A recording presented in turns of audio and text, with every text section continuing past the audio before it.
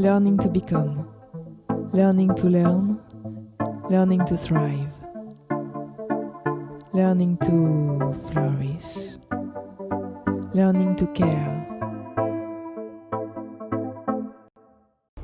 It is now time to listen to our voices. To prepare a better future. Treat others and the planet as you would wish to be treated. Collaborating and develop in partnership. We have the capacity to understand, to take action, to take care of ourselves, others, and the planet. And we want to invite you to really work together, to collaborate so that we can have an impact. Hello, everyone. Welcome.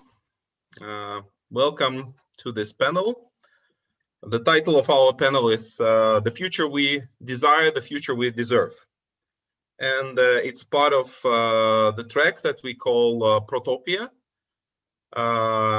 And the Protopia is a relatively new concept that designates the idea of proactively working with future in the spirit that is neither utopian nor dystopian, working with a desired but achievable future.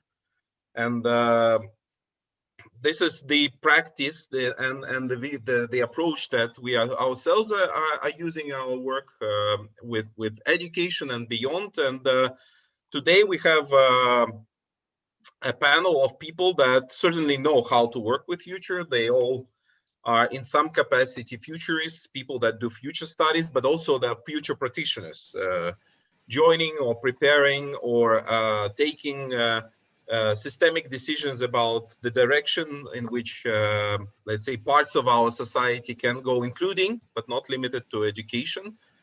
And all of you, because of that, are forward-looking, future-thinking practitioners.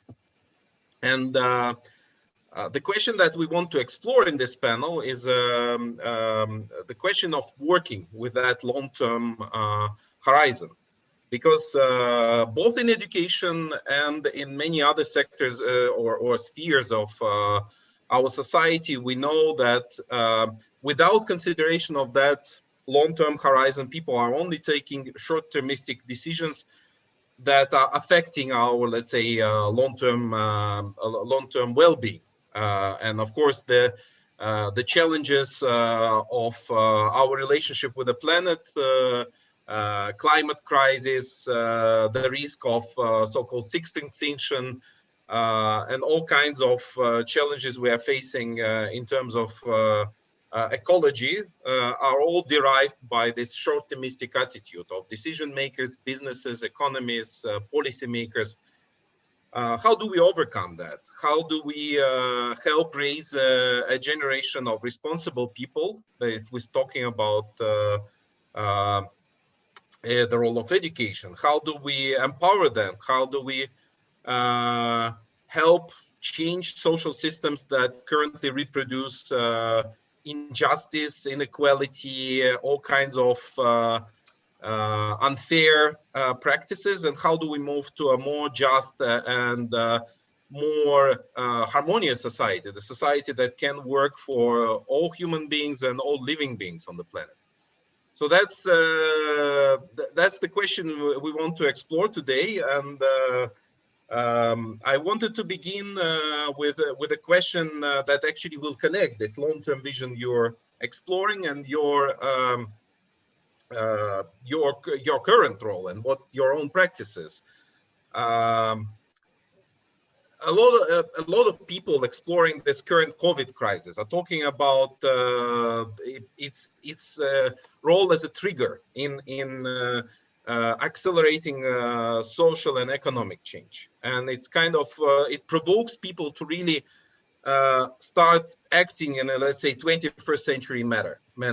And many people started to discuss the 2020s as a decisive decade, in a way, as a kind of time when a lot of, let's say, fundamental decisions about the possible trajectories of the humankind can be made. I wanted to explore with you, first of all, is if this decade as a kind of portal to some kind of future, the possible futures ahead of us, what is this portal? There are maybe many portals, not one, because we're at some kind of crossroads, obviously. what is the kind of future that you are personally connecting with? What is the door that you personally are opening? What is the long-term vision that you are yourself trying to bring into the reality? And maybe we can begin by sharing some of your, let's say, practices that you are yourself propagating to make this future happen. And I think we can start, Andreas, with your work, because in your capacity, you are connecting these two realms of like long-term thinking and education. And you're working on the OECD 2030 vision for education. What is your, so to say, bet or your belief in the future that is opening up? Well, thank you, first of all, Pavel, for hosting this. I think this, focus on the long term is so important, and it tends to get lost over the last few years. As you say, short-termism is taking over a lot of things. Education has become sort of a mile wide and an inch deep because we have lost that kind of long-term trajectory. For me, success in education or the future education is about identity, is about agency, is about purpose, it's about, building curiosity, opening minds. It's about compassion, opening hearts, and it's about, courage, mobilizing our cognitive, social, and emotional resources to actually do something, to make the right choices between the present and the future. And I believe those are also, the best bets against the biggest threats of our times these days, ignorance, the closed mind, or, hate, the closed heart, or, fear, the enemy of agency. The context for these thoughts is really that the kind of things that are easy to teach and easy to test have also become easy to digitize, to automate. We have sort of figured out how to educate second-class robots, people who are good at repeating what we tell them. But now in the time of artificial intelligence, we need to think a lot harder about what makes us human. How do you live with yourself? How do you live with others? How do you live with the planet?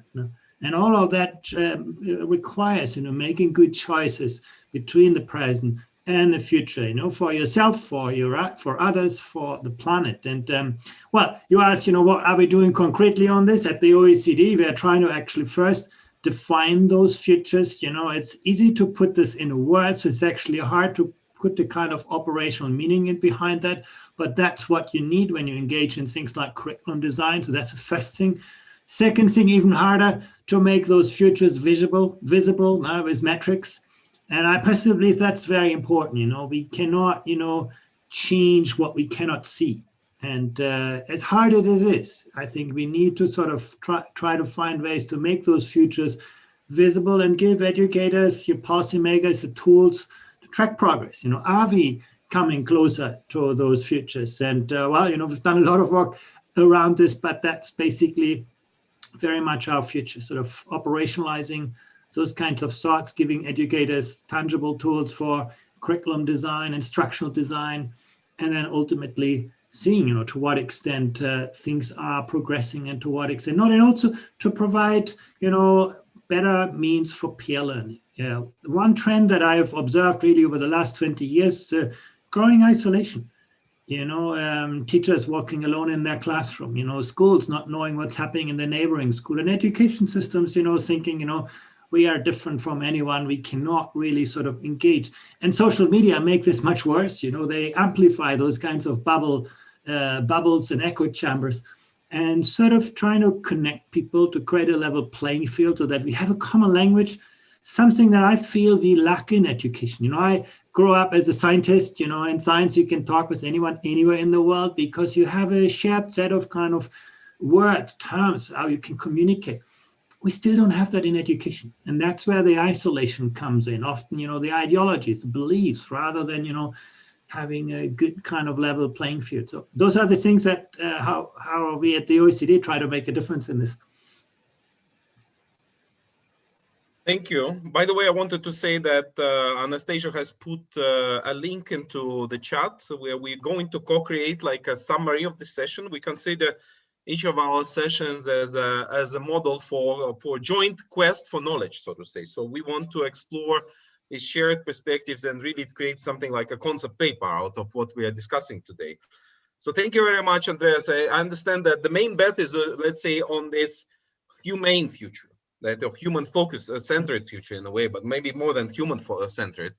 And as you mentioned, AI being one of the key drivers for this vision, I also wanted to invite Jerome Glenn to share. Jerome, you are maybe among the most experienced in terms of exploring the future as a leader of the one of the largest futurist networks in the world, the Millennium Project. And also you have been accomplishing a lot of work on how AI is going to impact us and the role of technology for the future of work and the future of life. What is your bet on the future?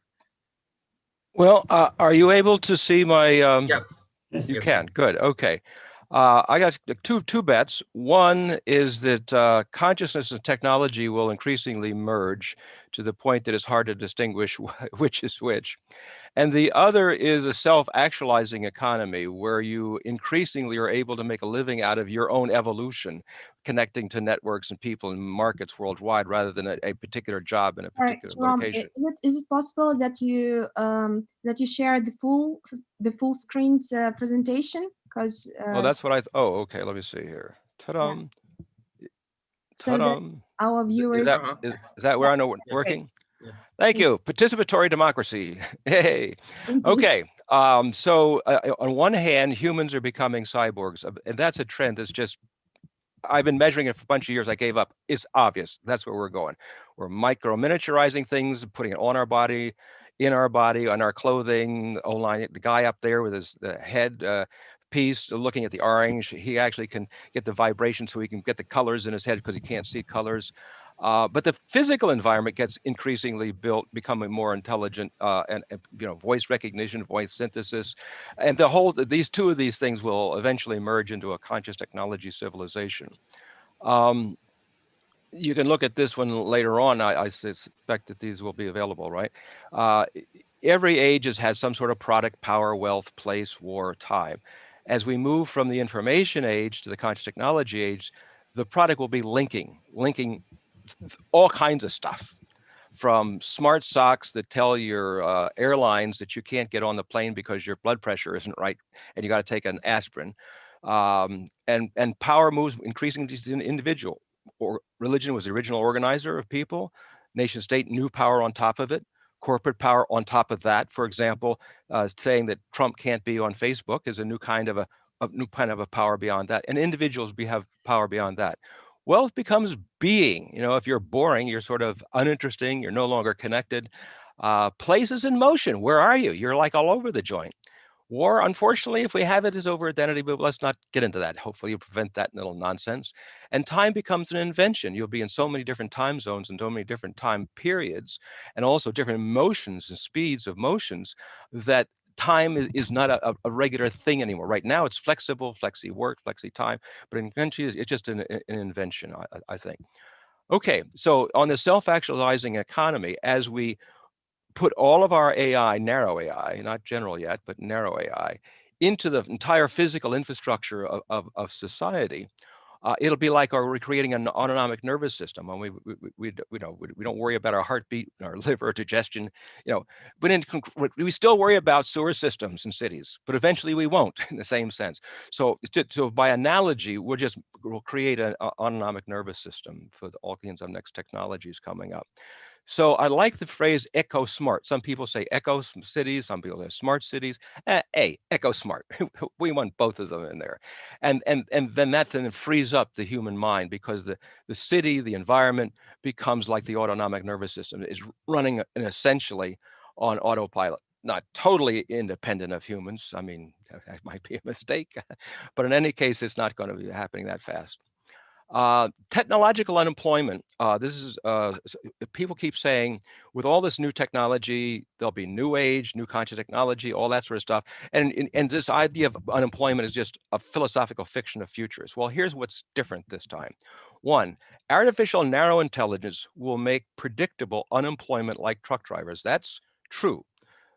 You can plan ahead for that, But the general intelligence cuts across the whole board. That's not as easy to predict. AGI may arrive between 2030, 2050, which means we may hit some serious massive unemployments between that period if it occurs. Now, it may never occur. It's artificial general intelligence is pretty fancy stuff. But so what I'd like us to say to the naysayers is what's different this time? And here are 7 answers to that question. The acceleration of technological change is a lot different now than it was 25 years ago, and will be more in 25 years. So the last 25 years will look slow compared to the next 25 years. Secondly, globalization, interaction, and synergies among these entities. We didn't have that before.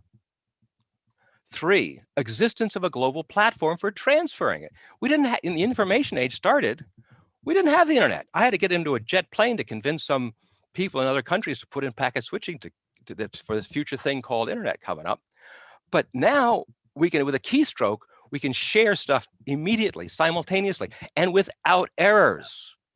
I mean, if I get in a jet plane and I explain something, I might make a mistake, or I might, but with the transfer of stuff across a global platform, fewer errors, much faster. Standardization of databases and protocols increases science incredibly faster. Look at how fast we've done with the COVID vaccinations. Fewer plateaus and time to adjust. The laptop I am talking to you on right now looks a little similar to the one I had in 1992. Granted, it's much more power, but I got used to the idea of folding it over and walking away with my computer. I've had 30 years to get used to that. We've had a whole generation of the world to get used to that.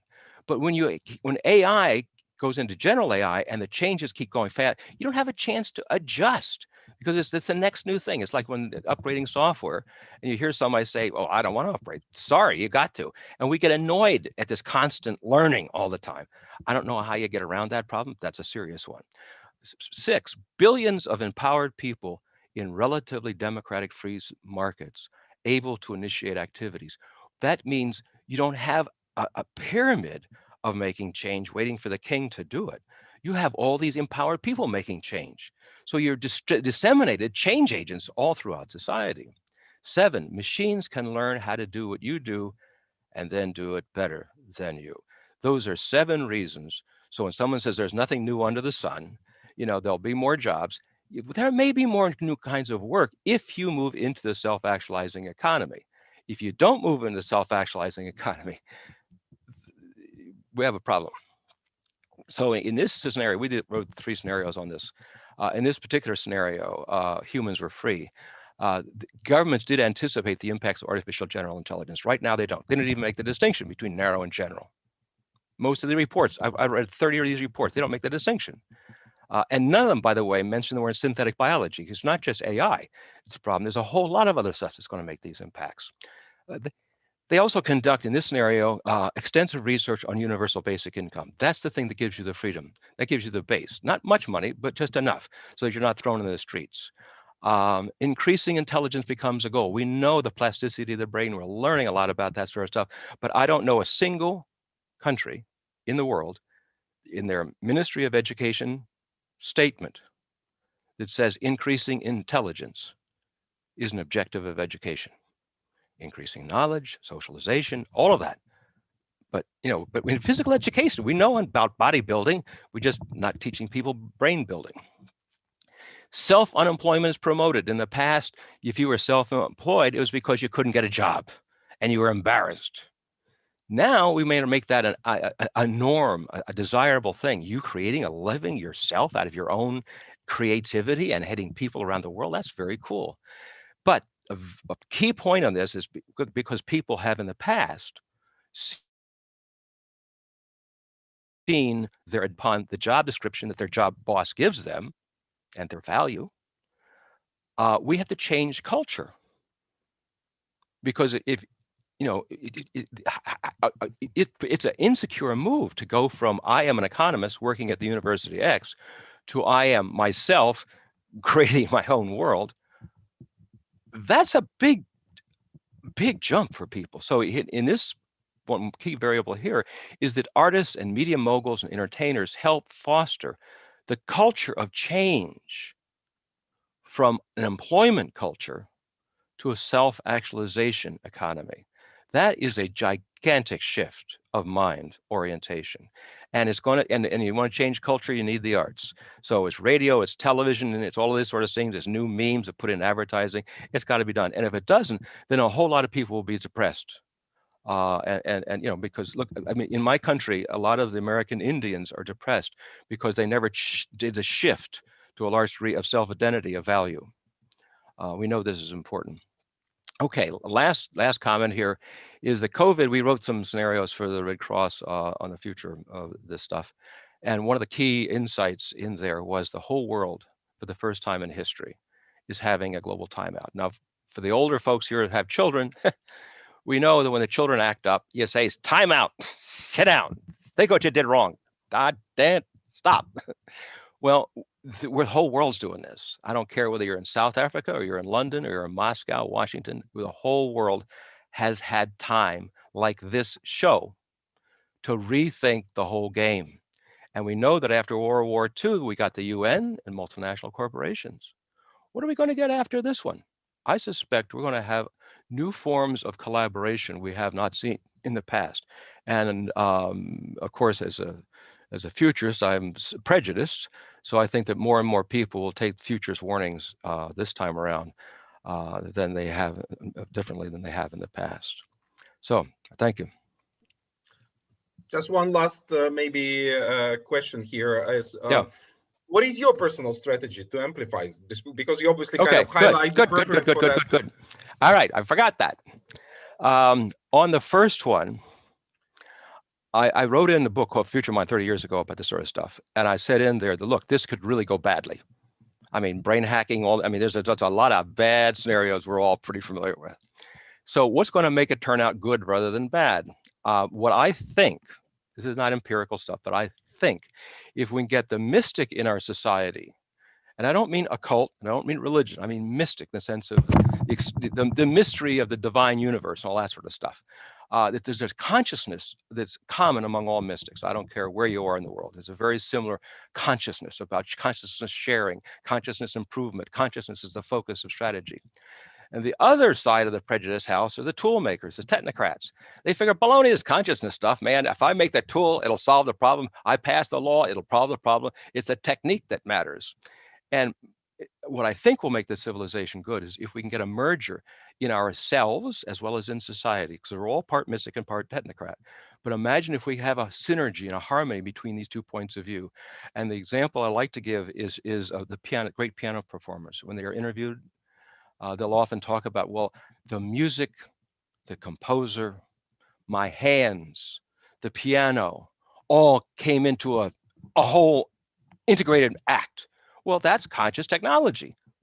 You couldn't separate the two out to have the performance. So imagine civilization having a performance that is, in a sense, encouraged by mystic and technocrat starting to get together, which, by the way, may have a nice side effect of reducing prejudice in general, because the biggest prejudice I could find was between the tool maker and the consciousness sharer throughout all time. So if we can get rid of that prejudice, prejudging the future prejudice, we might affect some other prejudices.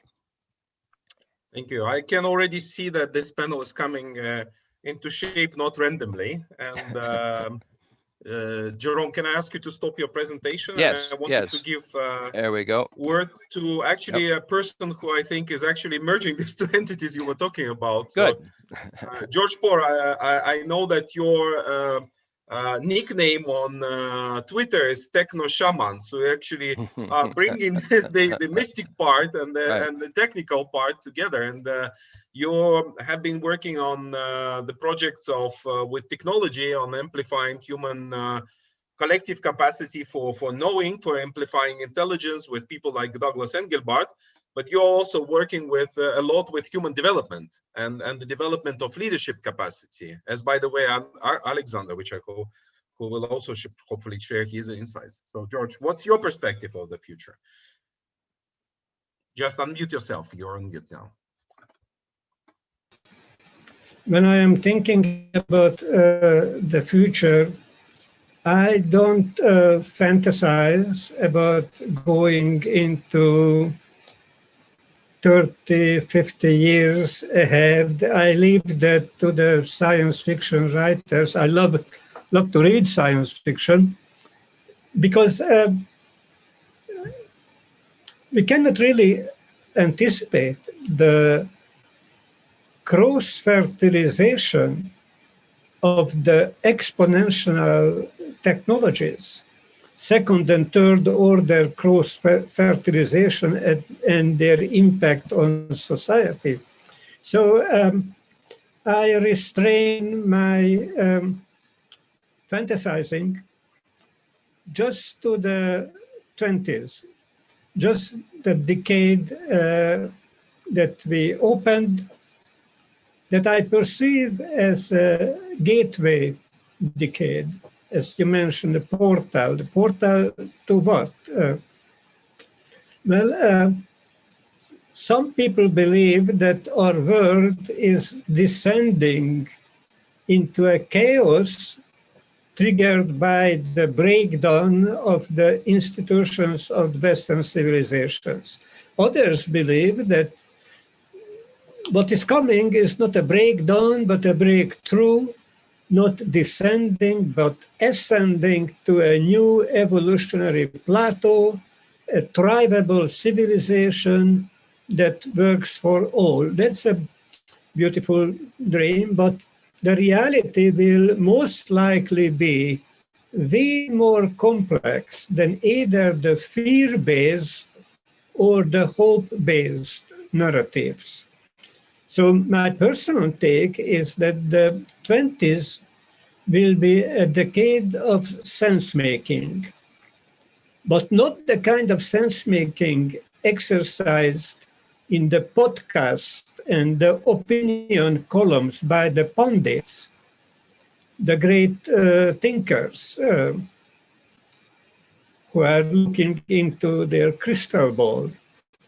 It will be more like a collaborative sense-making practiced by the multitudes of social movements for civilizational renewal. I say a multitudes of social movements for civilizational renewal as the true agency for collaborative sense-making. It will be a sense-making by the action of experimentation and prototyping, the landing structure, as Sharma would say. So, as many people said, the best way to predict the future is to invent it. Sounds good, but how? Well, Pavel, should I go on and sketch out some ideas, or keeping it for later after all the other panelists had a chance to speak? Well, maybe just briefly also share your own practice in doing this, because we will then have another round of discussing how we can make a collective future possible for that, so to say, can work for all, because we will see some diversity, but I hope we also start to see some convergence in our ideas about the desirable future. So what's your personal practice? Well, my own practice happens under the different hats I have. Like I'm an action researcher, as the founder and director of research at Future Hall, the Center for Action Research of Civilization Renewal. My practice is generating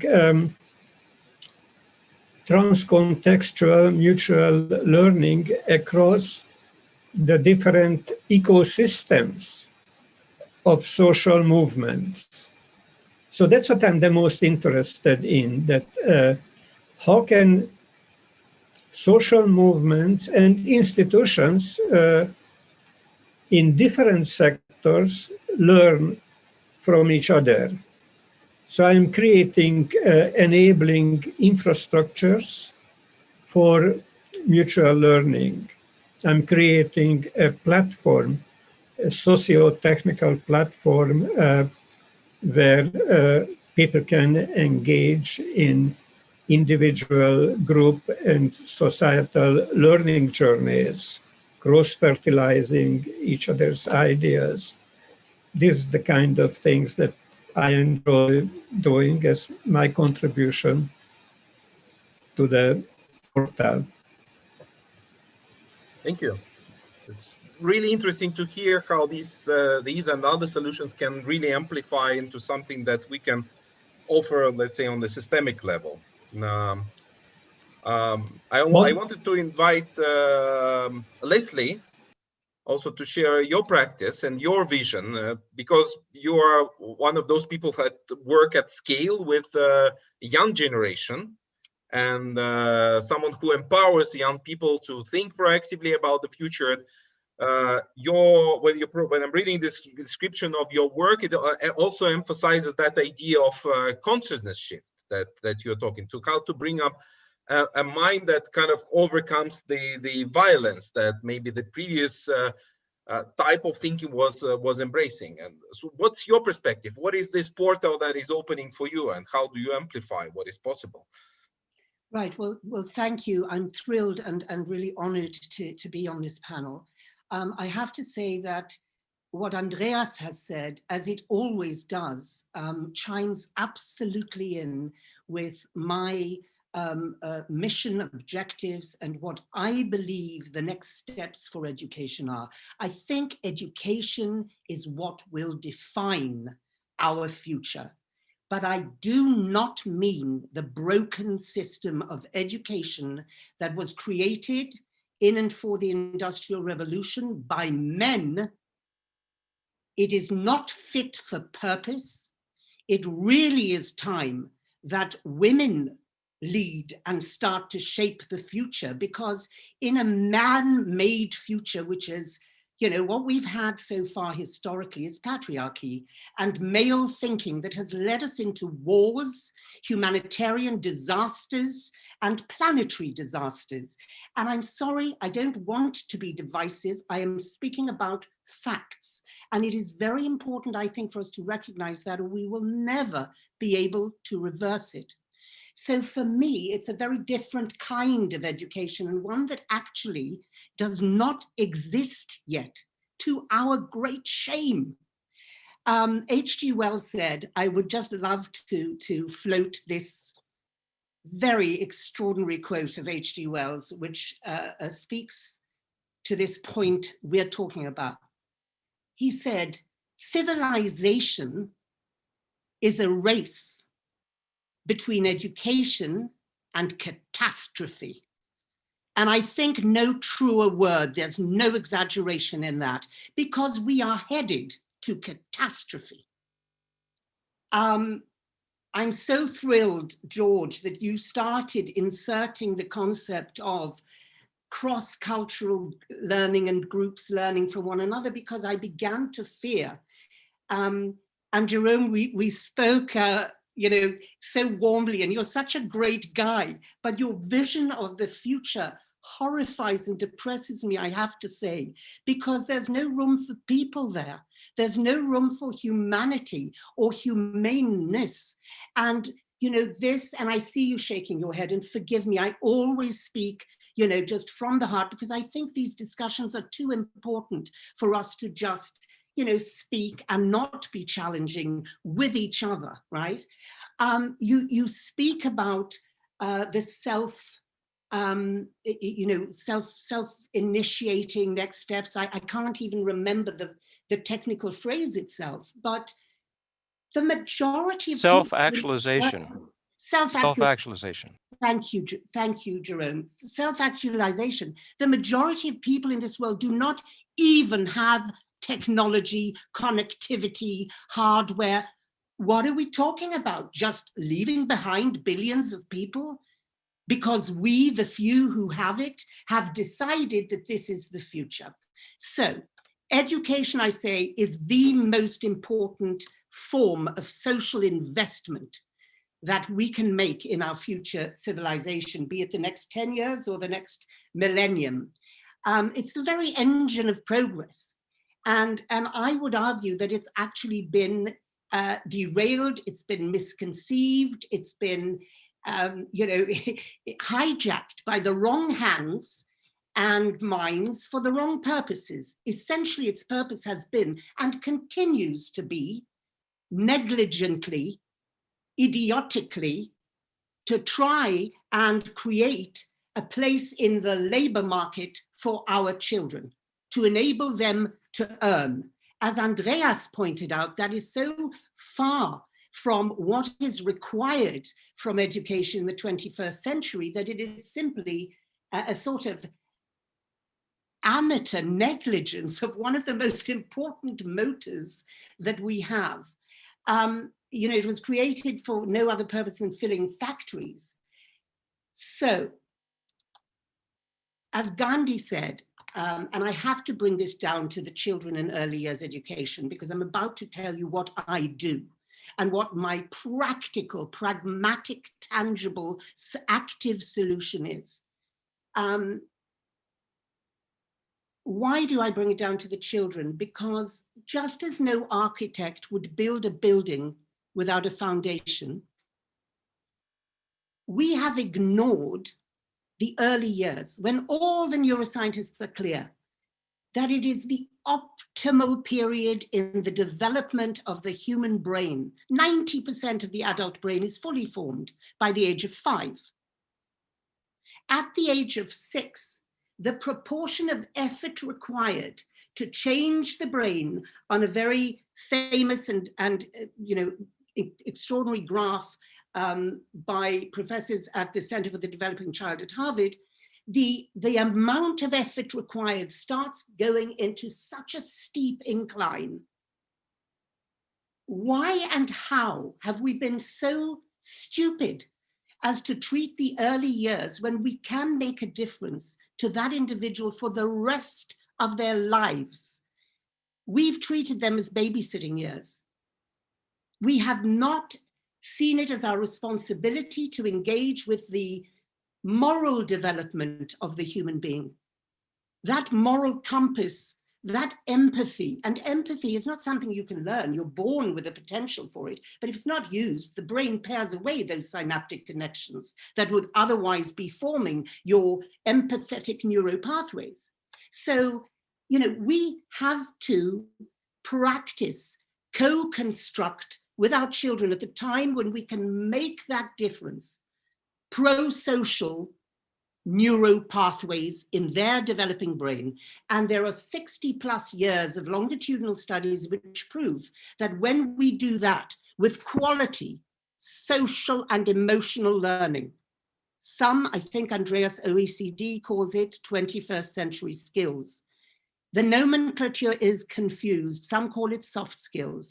Personally, I would say that social and emotional learning is the right description, because soft skills suggest that it's extra on top, not that necessary. Well, the connection to make a gender equal a view in the brain of another human being rather than a stereotype is as hard as is the connection used when multiplying or carrying out some scientific formula. So soft doesn't do it for me. And 21st century skills, I think, just begs the question, did we really not need this kind of education in any other century? And of course we did, because this is the education that prevents war, that prevents rape, that prevents our children from becoming depressed and not having the tools to deal with it, that has them committing suicide in droves like lemmings off cliffs. So I'm going to end, because I'm just aware that I've spoken a lot and we have more time for all of this.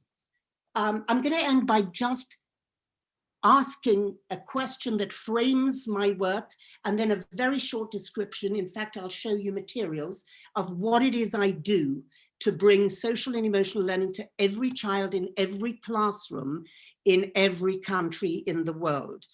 We're currently in 16 countries. We have one country that has made this program compulsory for every single 3 to 5-year-old child.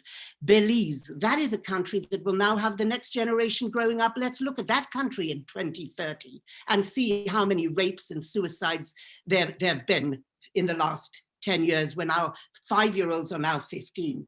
So, and we're funded sometimes by the World Bank, by UNICEF. We're working in partnership with UNICEF, with Pope Francis, with extraordinary partners, and the work is just flying at scale. The question is, how can we, if we truly have and take seriously our duty of care to our next generation and our youngest citizens, how can we deem it to be compulsory for our children to learn numeracy and literacy and science and technology, but it be optional for them to learn how to value another human being? Optional for them to learn how to lead healthy relationships. This cannot be optional. This is what we must change. And the program, the Think Equal program, is a 3-year, 3-level age-appropriate program for 3 to 4-year-olds, then 4 to 5, and 5 to 6. We don't work above 6. It's great that others do. I'm thrilled they do. I don't mean to say children after 6 can't change, but foundations can only put in before 6. That is where we're going to work, because our aim is ambitious enough, being global. We have, in each level, 30 weeks of program, 3 lessons per week. These are scripted, absolutely easy step-by-step instructions. And the reason they have to be is this is a brand new subject. Nobody knows how to teach this. No teachers are trained in social emotional learning yet. I hope in a decade, 2 decades, that'll be the case. But until we get there, we have to prescribe, because what we're interested in is being even-handed with the children, and the children getting the right to have positive outcomes in their lives. So we have 22 narrative picture books. Here are some examples. I love my planet. Upside down, is there anyone like me? You can imagine what all of these deal with. It's me, myself, and I. That's all about self-esteem, how we feel. I could go on. We've created every one of these books. We have a book of resources. Leslie, I think you will be able to share the approaches that are scalable in the next round. So that's Sorry, I know I've been going on. I did just want to show you how simple and practical it is. These are not ideas. This is a practical program, plug and play and transform. Thank you. Take time away from me later on to thank make you, up. Leslie, and I really appreciate you being on our panel. Especially, I have to apologize to everyone here on the panel and those watching it that we unfortunately did not make it properly diverse. I wish we had more, let's say, geographical representation, also gender representation. You're absolutely right. We have to be inclusive in our future, and that's going to be part of the question that I would like us to discuss as we go on into the next round. But let's finish this first one. And thank you, Leslie, for your contribution. By the way, the skills you're talking to, I think the great term that starts to spread is this idea of life skills or existential skills, highlighting their role as kind of central to our being. And I think that's what you're talking about. This is not soft skill. This is one particular type of skills that are not, let's say, extracurricular. They are essential for us to survive and thrive. And I wanted to pass word to Alexander. And Alexander, you probably are working on the other side, so to say, of the scale with adults, but trying to do something similar to what Leslie does and kind of empowering them and making them into more, let's say, humane and humanity-focused one. And you're speaking from the home of humanity, as your title indicates here. So what's your version of the future? What is the portal you are opening? Well, I mean, first of all, I'm very grateful, not just for the panel, also for its theme of Protopia, proactively engaging with the future. And I'm also very happy that the social, emotional energy level of the panel has been risen significantly by Leslie, because I do think we need to step into this transformative energy that is now required as we engage with what I believe is necessary, a radical change of our educational systems. which is whole life centered. For me, it's not just about the economy. The future is not just about the economy. It's one element of our society. There's much more and richer parts to it, but whole life centered means for me inclusive to all we are, whole life in me, in you, inclusive that everyone has an opportunity to participate, and inclusive that it includes all life forms. And I want to begin actually with a very short poem I recently wrote. It's just 3 lines. It's about my vision for the future. It's called Reflecting on the Past. My vision for the future is presence. And I'm saying that because Andreas, you brought me a little bit by digging out this poem quickly, because you talked about identity, purpose, compassion, courage, and you raised the question, what makes us human? And I think we are exactly at this point in our own evolution that this question is coming up again. You know, who are we, and who are we as a species, and what is our role that we fulfill? And I do see at the moment, I see us still between 2 major forces, and probably we can say it in very different words. The one is this force composed of materialism, the belief technology will drive the future. By itself, consumerism, individualism, it's me, myself, and me, and it's very anthropocentric. And it's about homo faber, man, the maker. Indeed, you know, it's man-made, not man and woman made, and it's very much, I'm bringing homo faber, which is a famous title of a beautiful book by Max Frisch, in my neighboring countries. So self-actualization needs to be much larger than just being a self-actualized economic participant. The other force, the emerging one that I'm seeing, is the one where consciousness is now called force, where inner technologies are waking up and are called force, the social, emotional capacity, the longing for a more regenerative lifestyle that we are looking for. And George, your point, to enter into more collaborative, life-centered spaces. I call that is the emerging force of the homo integralis. We are looking to become whole and to bring the wholeness of who we are in. I see us in the middle of this struggle within ourselves and on the planet, and I think we are at a crossroad.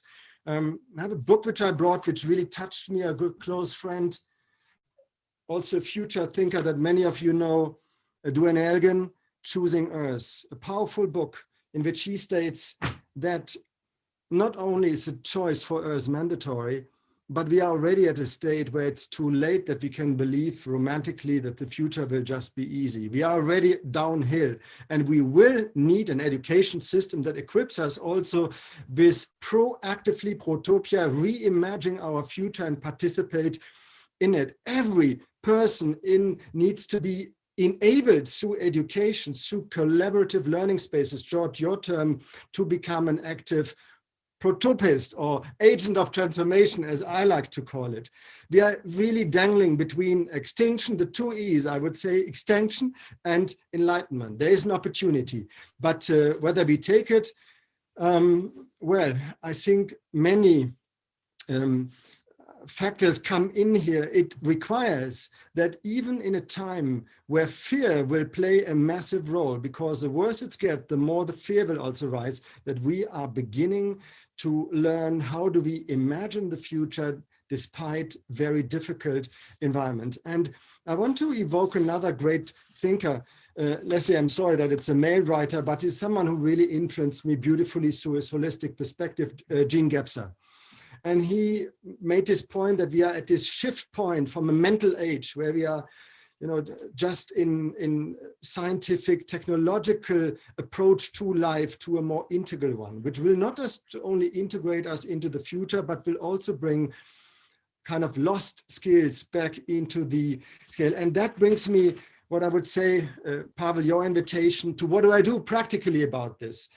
In the last 20 years, 18 years ago, to be precise, we started an organization called Transform, a Center for Integral Development, where we develop holistic education based on an integral, holistic paradigm, which is life inclusive. It includes the perspective on a personal level of body, heart, mind, the creative and the practical dimension that we are all holding.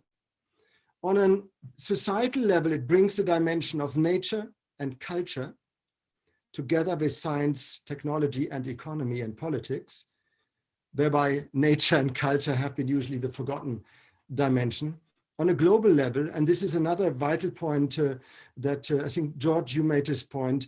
It includes center, south, east, north, and west of the world, because most of our educational systems on the planet are Western educational impulses. And we talk about universalization, which for me is Westernization, if not standardization. And if we want to survive on this planet, I believe we need to build on education systems that activate the full cultural capacity of all our societies. And that is also the key to societal renewal. And it includes, of course, first and foremost, the indigenous wisdom that we are holding.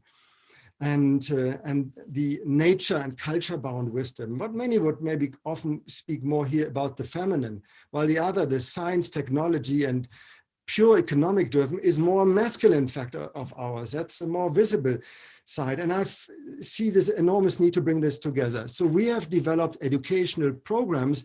And Leslie, I agree, we don't yet have the future education. It's a shame. We are beginning, we are in experimental phase. We have developed educational programs initially for university students, where we develop courses on integral development. We do one, for example, with the university in St. Gallen in Switzerland. Another one we did with Meridian in America. My wife, Ramamani, we're working together, is working.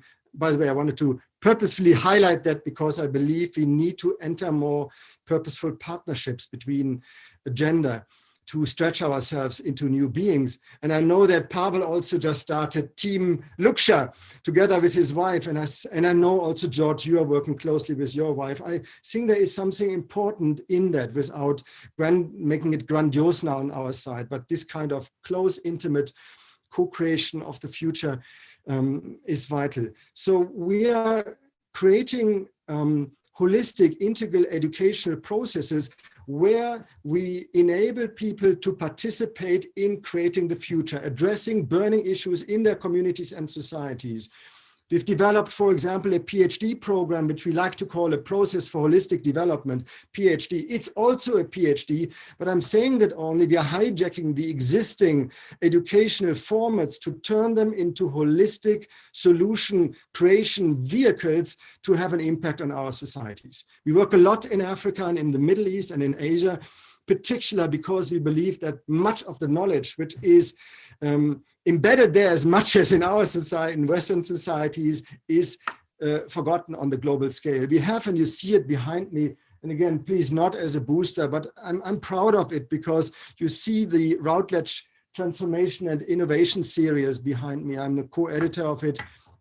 Most of the work is our African, Middle Eastern, Asian PhDs who have participated in creating a global knowledge base of what it means to engage holistically with our societies. And they become then again curriculum for local entities. And may I, in conclusion, also show you one thing. These are a couple of bachelor and master theses. Well, many have been written. I don't think the world needs more bachelor, masters, or PhD theses, but all of them are written by young fellows of ours who are going to partner organizations in the world, for example, to a school for mentally challenged girls and young women in India, working with them for 3 to 6 months. And the bachelor thesis is the derivative. It's not in the forefront, it's a derivative of a transformative change process that led to impact on the ground. And I often feel and dream of if every student, every kindergarten child on the level on which we are and can see engages through education meaningfully with society, whatever it is, in my neighborhood or on a larger scale if I'm able, then we could, in a very fast time, we could recreate our planet. We could create a regenerative society. So this is, sorry, I hope I didn't overstep my time. If not, like Leslie, take more later away from me, but thank you for listening. Thank you very much, Alexander, and really inspiring practice that you hold.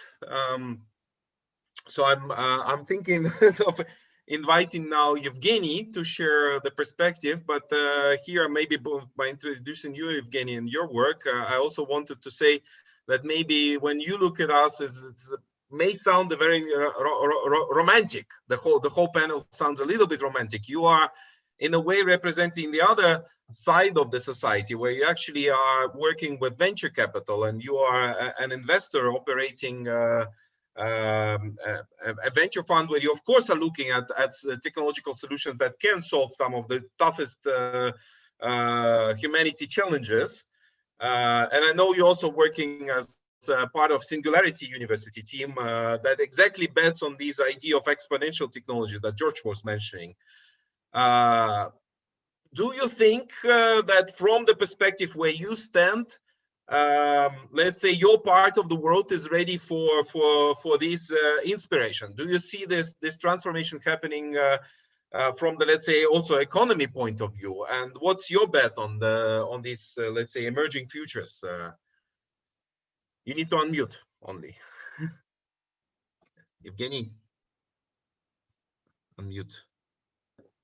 Thank you, Pavel. Thank you for all panelists. And maybe I try to turn another position, maybe not so optimistic, because technological transformation is a very painful process in history. And right now I see how the technological transformation process take place in different ways in different countries and cultures. So there are many turbulence in this process. And at first, for example, for artificial intelligence, this process now affects a small part of the specialty and professions, but it will irreversibly change of all areas of our activity. This is an extremely painful process, I think, and it will be necessary to transfer billions of jobs, create completely new types of activities in professions, and ensure the constant retraining of billions of people around the world.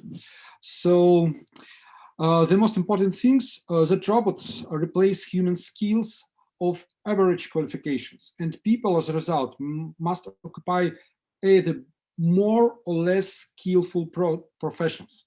It's very interesting, and this will happen for the first time in history, that the gradual growth of education will not push the growth of well-being, and the middle-level trap will form. Many will prefer to do unskilled work because it will make too easy to find a job. There's a problem. This is not a solution now. There is a global problem not fully understood now, I think. And the government and ordinary people tend to underestimate the speed of transformations. And people are confident that someone of something will provide a smooth transformation. But all the historical examples of technological revolutions tell us that transformation are extremely painful. And this transformation will take place not a century or several decades as in past, but faster, in one generation. This lack of understanding of the speed of process means that some point control of this change may be lost. For example, this can be seen already now when public opinion is formed largely of the robots of global social networks, and people are trying to control this process, but often turn out to be powerless. In the future, this will cover almost of areas of activity. As a result, we will have a completely different structure of the labor market, another proportion between different types of activities. In particular, the line between professional activity and leisure and entertainment will be removed. A person can solve problems relevant to a particular activity by playing a computer game, for example. And gamification will overturn the system of motivation and management of people, and the world of the professional activity will become similar to behavior in game caused by psychological addictions. The same will apply to training, since a person will be forced to constantly upgrade his skill and be a constant race for new knowledge and skill. Profile of knowledge and skills, such as profiles, computer game, will determine the character level and the level of person purification of professional activities. There are not such systems yet, but this is the logic of development of model digital civilization, I think. The next global factor we discuss about it is saving our planets. For example, the mass of all things man-made is already greater than the mass of entire biosphere now. It's incredible. The influence of man such that we must take into our hands the development of all biosystems, the planet climate, and the very evolution of man, I think. And I think that geoengineering and terraforming will be dominant industry in 20-30 years. Humans will manage local and global ecosystem, achieving a balance that is safe for the planet of all humanity. And right now we not even first steps in these directions, and only few pilot projects I know who really can name the terraforming and geoengineering, but it need to create this industry in 10-15 years, I think.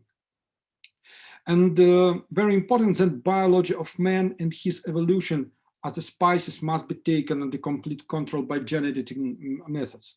The COVID epidemics have shown that the fragility of modern medicine, which does not cure people, but allows them to live longer with serious disease. We need a fundamentally different paradigm of medicine aimed at managing human health and longevity. We've been to change human nature, and human can be changed faster than in all previous hundreds of thousands of years of evolutions. The longevity trends intersect with robotics trends. People will want more and more jobs. They will be productive longer, but more and more machines will do their works. This is a key contradiction, I think. In other words, we need to make people not only healthy, but also more flexible, constantly young, waiting more and more new experience and new knowledge, which will break the cycles of life that we do now.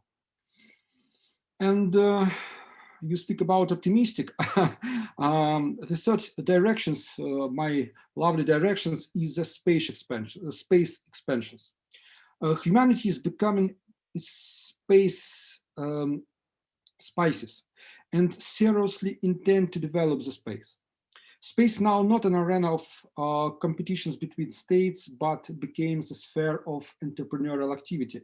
And this is a new frontier that is transformed the world as much as the era of great geographic discoveries. Space requires completely different skills and ability of humans. In it, a person will constantly face of unknown. As in the past, when the inhabitants on the frontier were bolder and more capable to surviving, those who would conquer space will be more resourceful and free. Space will allow all humanity to evolve and succeed in competing with machines which take the routine jobs. Space exploration revives the psychology of pioneers, reforms the sphere of freedom and advancement into the unknown. These are three most important features of humanity, which has recently been of little use now on Earth. The space again revives the era of great foundries and gives humanity an opportunity to develop into a cosmic form. And I believe this is a greater transformation of humanity in the past thousands of years. So I think we start few decades of great transformation of human and transformation as of to create new species who lived with robots in one human robots civilization, who lived in new practice and new collaboration forms, and forming combine new practice to develop and expansion. And I think we need totally change our traditions and life organizations. Idea, for example, will not only one period for born babies and another period for oldies. We will have few periods for new and new works, new and new lives, new and new experience, and it's very long life with new metrics and new new ideas how to live. So new few decades will be meet, dramatically change all our history, and I think is the main change of all human history for last thousands of years. Thank you.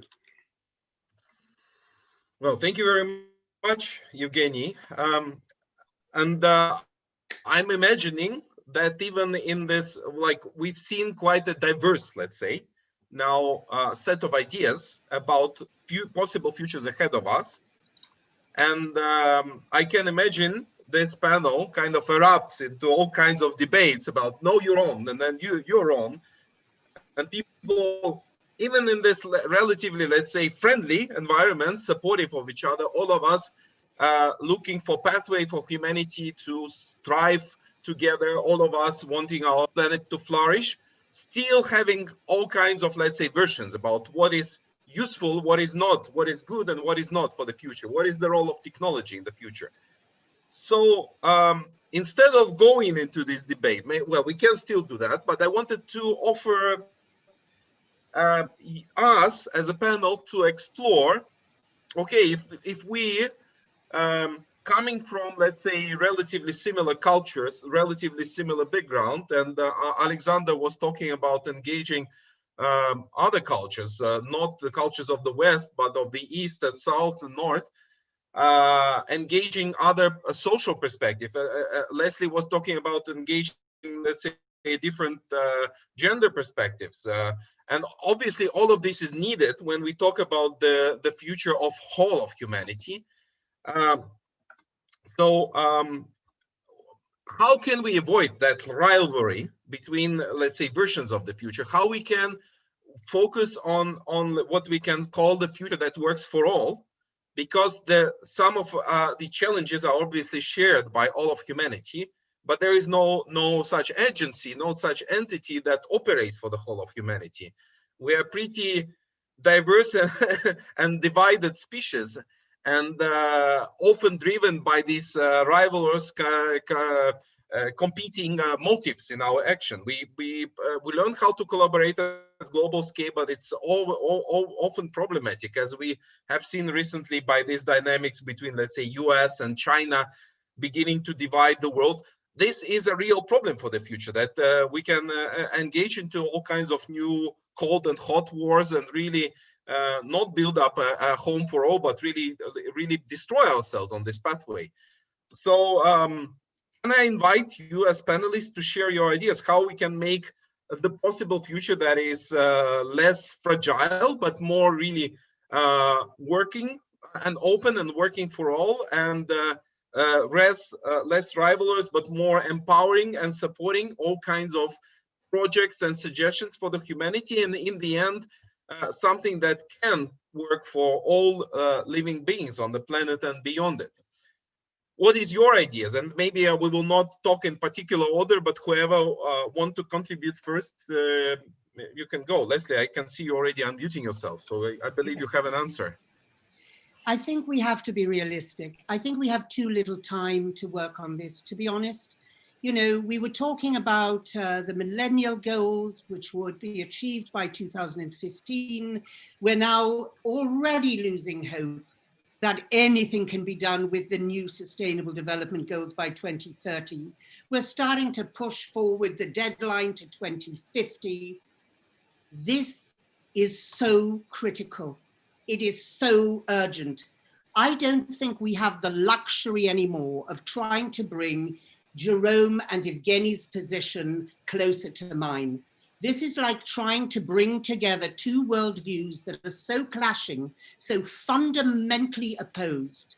This is like trying to bring together Trump's base support base with the Democrats. It ain't going to happen. The world's gone too far in the other direction. You know, with the greatest respect, Evgeny, what you were describing was like describing the world as a video game, talking about pioneers and new frontiers. Why should I care about your new frontiers in space? I care about 80+ million refugees who are already without any kind of jobs, let alone the people who are going to be left behind by your boys with toys. Sorry, I have to call it like it is. I've got to do that, or else I will not be being responsible or honest to our joint mission. By the way, I'm part of a group called Catalyst 2030. I want to mention that because it's an extraordinary group of change makers who come together. Some of them have different views, some tackle things in many different ways across different disciplines. Great, but let's those of us who do actually have, say, goal 4.7 at our heart. And I know, Andreas, you and I are on mission 4.7, which Ban Ki-moon is leading, and Audrey Azoulay, and a number of extraordinary people, Pope Francis, the Pontifical Academy of Social Sciences as well.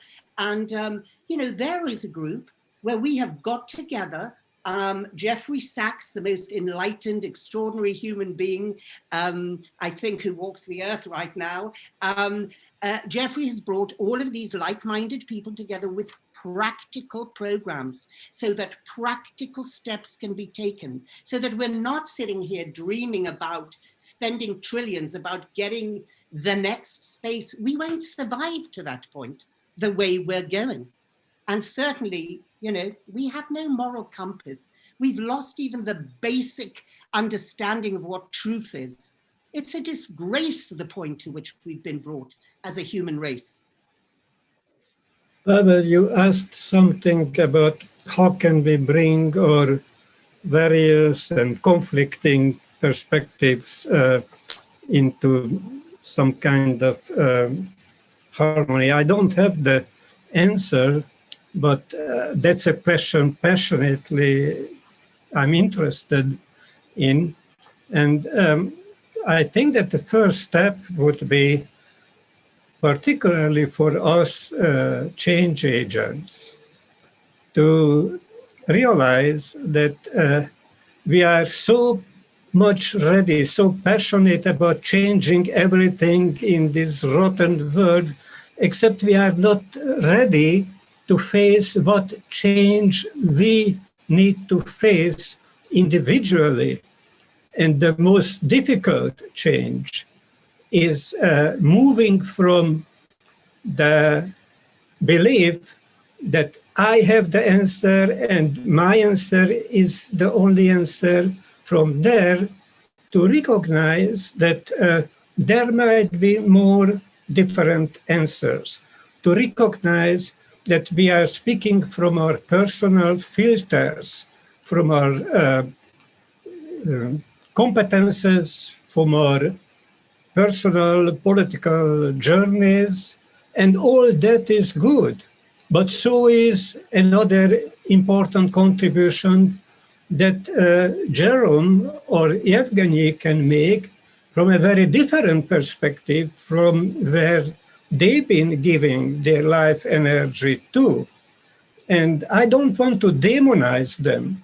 I don't want to belittle them just because their perspective is different from mine. Actually, I feel that it is an opportunity for me to enrich, enhance who I am by opening my mind to be able to hold more than one perspective valid at the same time.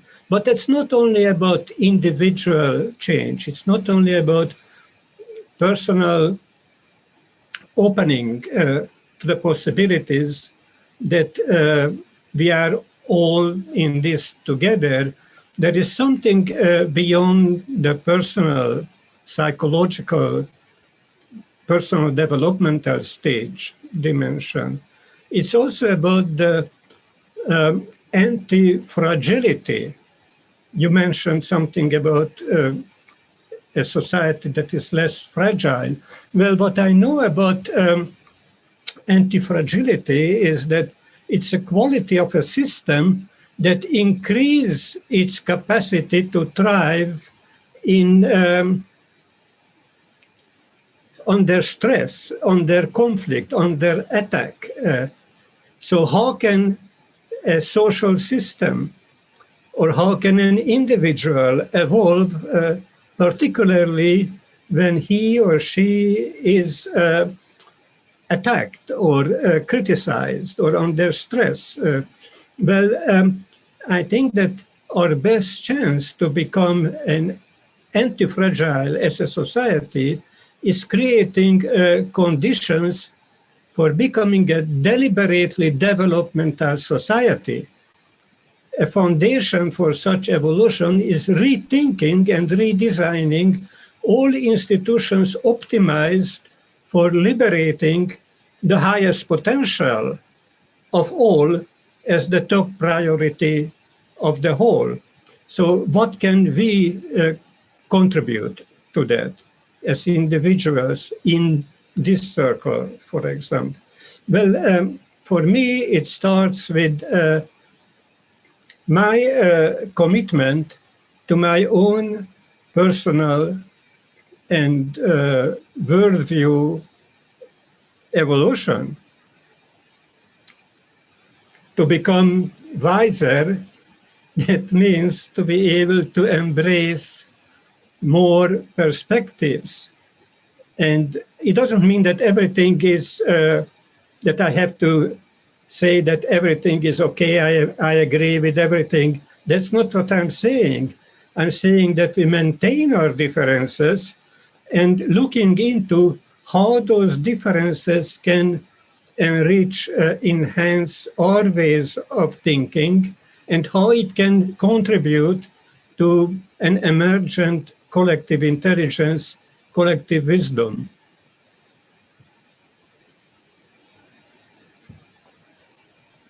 Thank you. And I'm hearing the resemblances between the idea of deliberately developmental society, the idea of self-actualization society that Jerome was talking about. So Jerome, did you want to also comment? Well, I wanted to respond. The original assignment was 50 years. That's why I talked further out in the future than what we should do, than the current discussion in the present tense. Because I've done a little bit on that over the last 50 years, including emotional and education at the University of Massachusetts in 1971. But I want to jump in because you've talked about the geopolitical problems, the large-scale future problems with China and the United States. I have been pushing and is slowly having some headway on the idea of creating an Apollo-like goal for climate change and global warming as a joint goal for the United States and China together, and to create an Apollo-like program that other nations and entities can join. There have been 2 agreements between Beijing and Washington so far. The first one basically said, we don't want to do what we're already doing, which was nothing, but it led to the second agreement, which had some sharing back and forth. Trump, of course, wasn't into that sort of conversation, but Biden is, and Kerry understands this. So one of the, aside from the China and the United States being the 2 largest polluters and the largest economies able to like do large-scale global system changes, it also has a moral responsibility because they're the largest 2 polluters in the game as well. So I think that may occur. One of the things that I think is really nice about this is that we used to do the environmental security reports for 10 years for all the militaries around the world.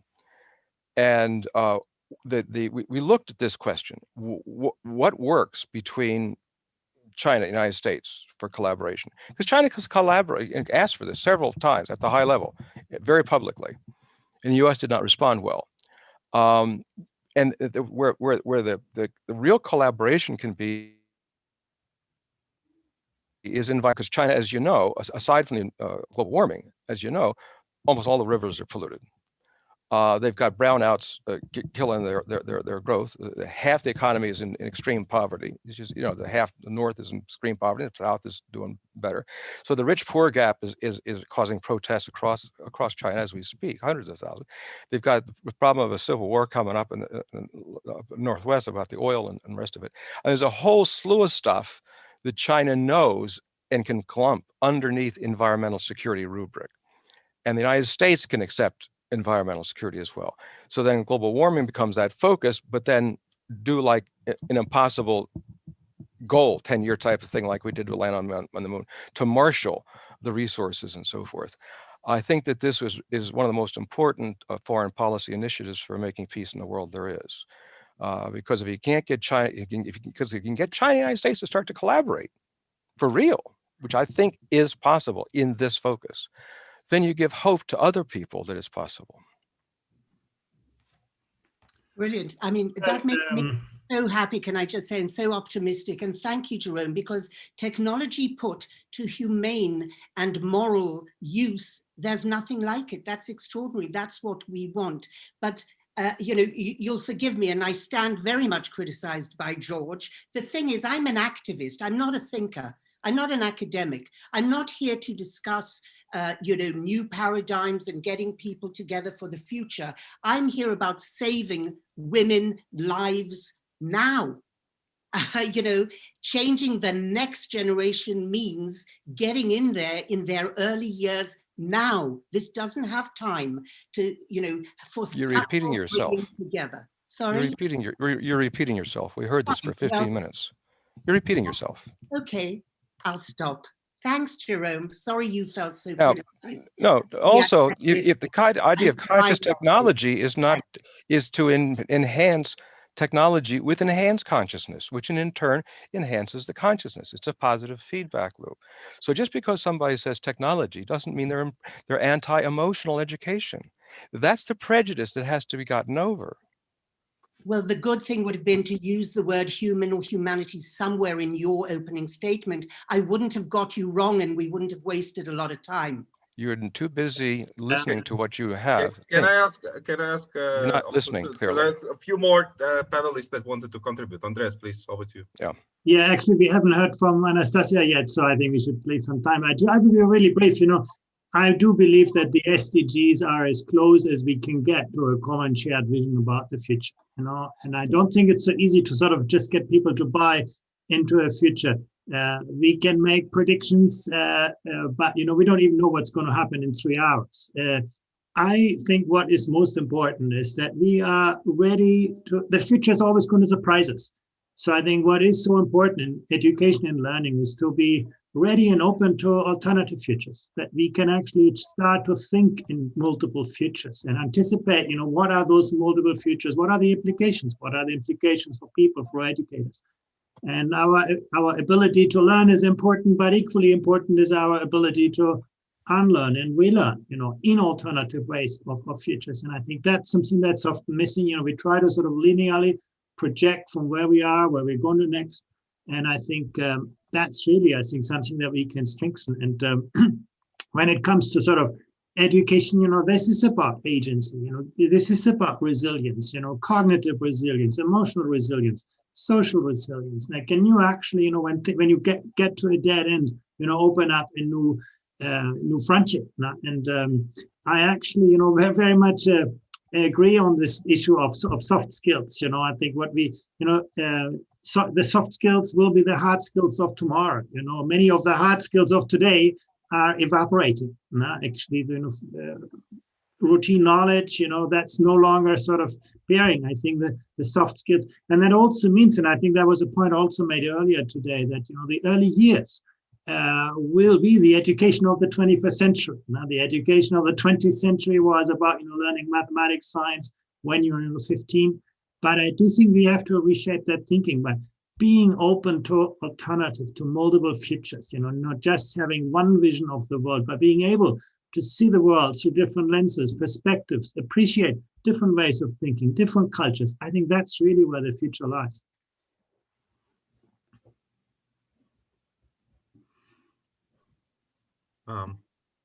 Yeah, I also wanted to add some ideas here, if I have some time. I'm really impressed by a lot of passionate speeches here, and it was interesting to hear from you and from different positions, from like also eco, human, and techno focuses we have seen here. And well, I wanted to contribute to several positions and also to answer, well, the question about the fragile world. I really now believe that maybe it's not the goal, because like life is fragile, life will end up with death, and that is the point. It is valuable for us, and that, but it is worthy, and that's why it's really important to well, to find and to co-create those that moral compass which Leslie was talking about. And well, I think that the problem is that the world is so big and there are so many problems. And actually, I wanted also to thank Jerome Glenn and his project Millennium, because when I was searching for the problems and for the practices of the future, that was like the best research I've ever seen in the internet. And when I saw it, I was also, well, pretty shocked by different topics and different problems. And I understand that I can't solve all of them, but there is something where I feel that my heart belongs to. And well, for me personally, it's education. And I'm trying to deal with those engineering and krужоks. Well, there are technology enthusiasts, children and adult communities. And well, for example, we created the Protopia map, the almanac of the practices of the future. And I'm leading the science fiction club for them, where we're discussing the values. Because I think that, well, the problem is that the question of co-evolution of the humanity, of different cultures and different people, and also of co-evolution of the humanity, technologies and nature that we can't ignore in the future. This is still a question. It's not the value that everyone's sharing.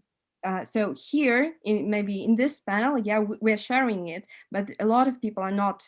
And it's just a question. And yeah, also, well, there was a very important point for me that Evgeny Kuznetsov was talking about the algorithms that are influencing us in the internet, and it's really difficult to form your opinion there.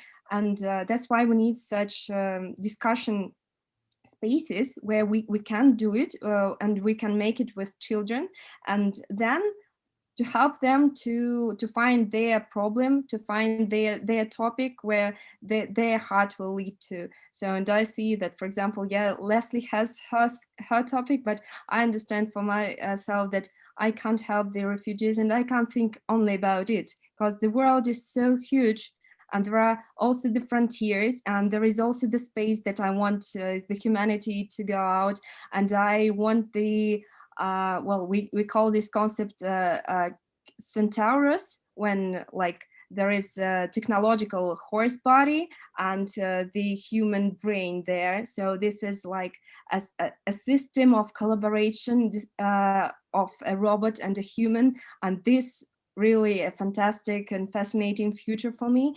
And so I think that all of these topics, yeah, I'm trying to put all of them on this almanac of practices of the future.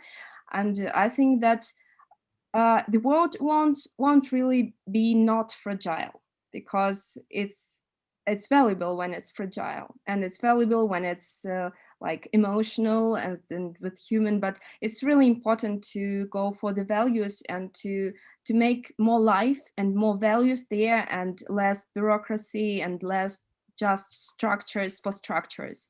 So more co-evolution of human nature and technologies. Thank you. Thank you, George, for bringing up that proverb behind you. I really love it. If you want to go first, go alone fast, but if you want to go far, go together. And that's about this challenge we are living through right now, as we kind of opposing each other, but also trying to find the value in each other's positions. So we are basically running out of time with this panel. So I wanted to maybe to give a 1 minute opportunity to Evgeny and Alexander to comment if you have any comment, but really short ones, please. Okay, very shortly. A small disclaimer. I work with technology and therefore I see how they begin to change the world we are used at early stage. I totally agree with them that we need for responsibility. For example, in addition to the current reasons of immigration and refugees, we will have a huge climate migrations. And I think that only geoengineering should create comfortable territories for billions of people. So it need it because I hope to geoengineering and global industries. And I see that humanity has already begun to transform itself. It's a fact. And this process can no longer be stopped. I see both great opportunities and huge risks of this. And therefore, I really like Pavel's ideas that we need global cooperation for development of some kinds of plan that will reduce that risk. How global cooperations is been testing of the issue with the climate, but for example, in the COVID case, cooperation did not started. So we need new global management tools, and we need to think how create global cooperations platform to reduce technology risks and other risks. Thank you. Alexander, maybe a short final word from you. Yes, I wanted just a short final one, because anyway, I'm first of all very happy that we also had a bit of tension here in this space, which is needed. I mean, you ask for a shared future, and I think we're at a time where we are only learning to co-evolve and to hold different opinions together. But I think the key is, and that's why I think these kind of panels are so important and are a model for future education, how do we come together, expanding ourselves, holding more perspectives than one together in order to co-evolve. And that for me is also the kind of spaces that I feel we jointly need to offer. That is also, by the way, and I want to end then with an invitation, what Home for Humanity does, because we use a home as an educational space where conversations of intimacy, of deep care, and of future building can take place and be piloted. And I think, in addition, I want to just expand one sentence on the word of cooperation. I do feel, and I think we felt it also a bit with COVID, that people began to feel the heartbeat of humanity. We are living in enormously isolated societies, but there was a sense of we are all in something together. And I think an expansion of our sense of oneness, not just with each other as a species, but also with life as a whole, is a vital prerequisite if you want to build a shared future. And I'm looking much forward to continue this conversation that you initiated, Pavel, and thank you from my side to everyone. Yes, thank you to all of you, and for your passion, for your debates, for your tensions rising. I agree with you, Alexander. We need to learn how to be in this together.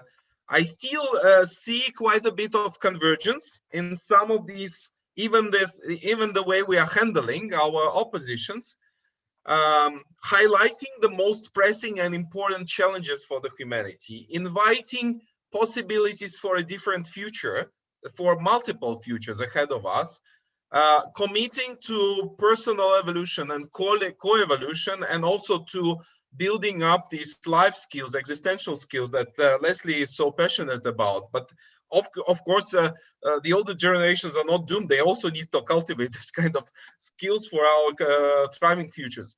And of course, I really enjoyed this idea that, yes, we are holding multiple perspectives, but learning how to embrace these multiple perspectives, recognizing values in each other is so important. Because as Anastasia beautifully put it, the world is large and diverse. There are enough challenges and enough inspiring opportunities for all of us. So I really thank you for being in this together. I hope you enjoyed this, and I agree this is only the beginning of conversation. And I want to learn together with you and many others how to hold this kind of conversation. So thank you very much for prototyping it today. I hope that was enjoyable. Let's continue. Thank you, and have a great day or evening or night wherever you are now in your part of the world. And bye, Jerome. Yes, and let's explore each other's work. That's also very important. Bye bye. Bye. Pavel, thank you, everyone. Thank you.